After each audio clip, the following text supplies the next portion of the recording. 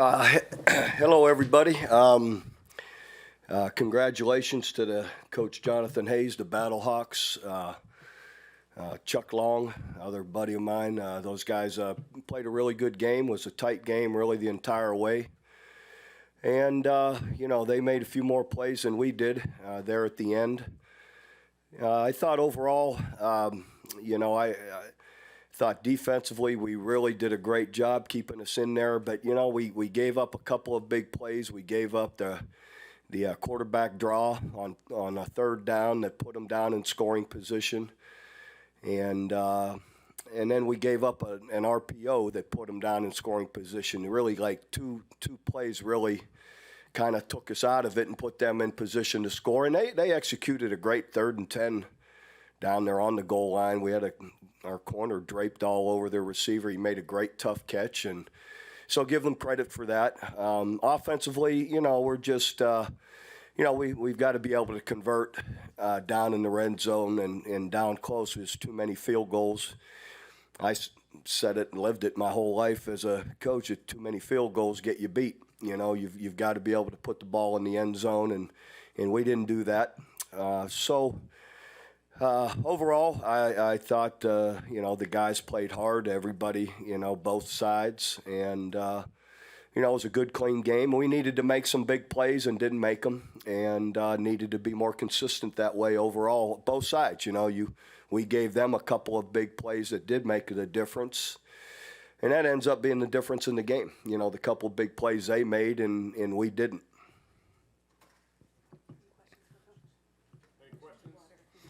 Thank you. Bob, you guys went 1 for 10 right here.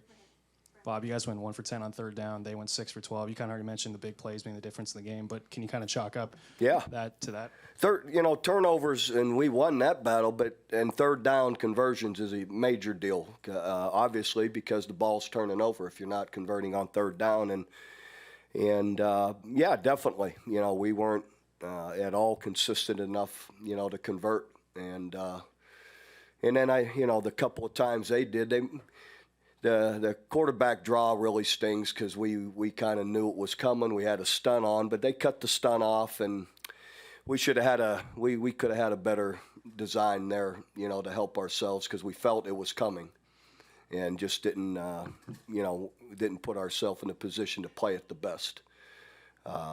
And then they convert that third down close with really tight coverage. And again, that one you could live with. They made a great play. Mark Henry, Lone Star Grenade. Coach, I thought your defense did play well except for, a couple of mishaps. Talk about some of the things that be encouraging going forward. Yeah, just overall, they were pretty solid in their communication and, everything they were doing. I still feel, too, we were a little rough tackling and being physical. We allowed, too many rushing yards or, them to mush us a little bit too much there. And it's kind of hard, you only have 52-man roster. You can only go live so much. So hopefully we can grow, from game 1 to game 2 and being able to, play a little more physical, whether it be tackling and or getting off our blocks. Coach, with so much time going by between you coaching and actual game, what was this experience like personally for you? It was great outside of the outcome. But the only silver lining there, too, is they're not in our division, so it doesn't sting quite as much, but it still stings. But, yeah, being out there, all this whole process has been great fun. I've loved it. Great being around the guys and coaching them. Great group of players, coaches I'm working with. So it didn't feel much different being back out there. I hadn't forgotten. So I was excited to be back on the sideline for sure. Bob, Ben Kirchville of CBS Sports. Coach Hayes said in his interview that he felt like his defense had some of those mesh and intermediate routes pretty well covered. What about down the field a little bit more? I know you started to take your shots a little bit later on in the game. Was that just something that they always kind of had great downfield coverage as well? Yeah, they did. I felt, you could tell they were playing soft, giving us cushion, trying to make us work the entire field, we weren't able to convert, once we got down near the red zone or in the red zone. Bob, obviously it was your first game. Did you kind of come into this game, maybe having to temper expectations no matter which way it went, or how did you kind of go into this, expecting to handle expectations for yourself and for the team? I came in all in, expecting to win. I'm not doing this for any other reason. I want to win big, and so I'm disappointed. I thought we would have played better in a lot of different areas, and regardless of who was at quarterback, I don't go there either. Phillip does a really good job, and some of the inconsistency isn't on him. So anyway, we need to play better. Coach, with so much anticipation to your returning to coaching, how does it feel to get this one out of the way, and what's next for this team and your return? I don't pay much attention to of what's about me. It's not about me. It's about our team and winning, and so we're just going to do our work. And I didn't put too much on this one game that I was coming back. That's just not me. I'm back for a lot of games and want to win, and this was one of 10 regular season games, and I'll move on to the next one and hopefully get our team in a position to play better. That's the whole focus. Coach, you obviously had plenty of time to know some of the different rules that were a part of this game as opposed to football that you've been involved with before. But what was the process like during this game of feeling some of those things out, and were there any surprises?